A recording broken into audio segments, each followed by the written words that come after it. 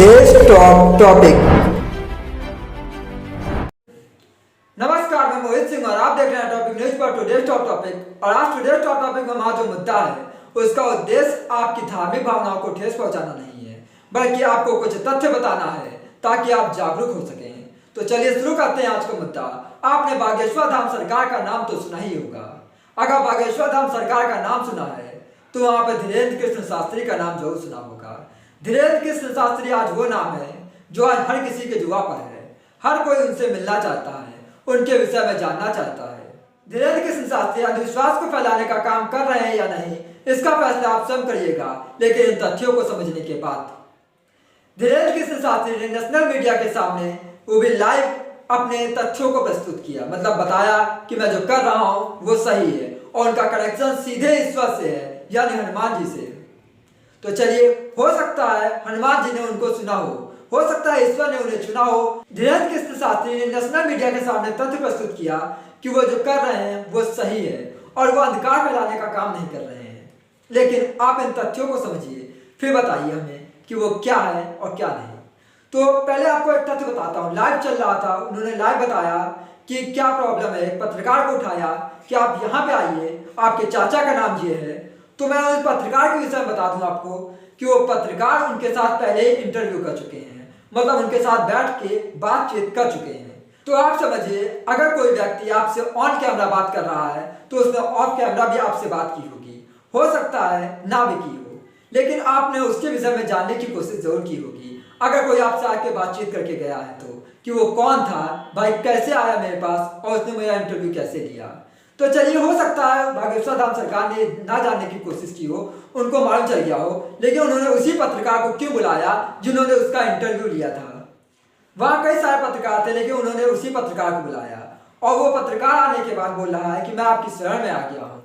उन्होंने पत्रकार से किस लैंग्वेज में बात की, आप सुनिए और हमें बताइए, क्या किसी गुरु को ऐसी बात करनी चाहिए? अगर गुरु किसी से ऐसी बात करेगा तो उसके शरण में आए हुए लोग कैसी बात करेंगे? तो चलिए पहले उनकी इस बात को सुन लीजिए जो उन्होंने पत्रकार से कही थी। अब आप पत्रकारों ने जिनके चाचा का नाम भृगुनाथ तिवारी हो वो आ जाए।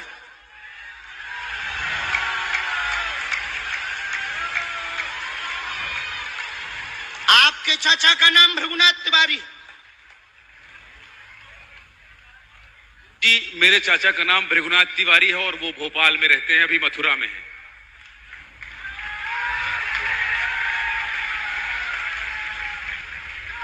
आज लेकिन हमने लास्ट अनुमति ली है अपने बालाजी से। क्या तुमने पहले बताया? लोगों को अंधविश्वास में तो नहीं ढकेलना, महापाप पड़ेगा अगर तुमने बताया हो। गुरुजी, मैं 3 दिन से बल्कि इस सच्चाई को एबीपी न्यूज में दिखा रहा हूं। मैंने कोई अंधविश्वास फैलाने का और बताने का काम नहीं किया है।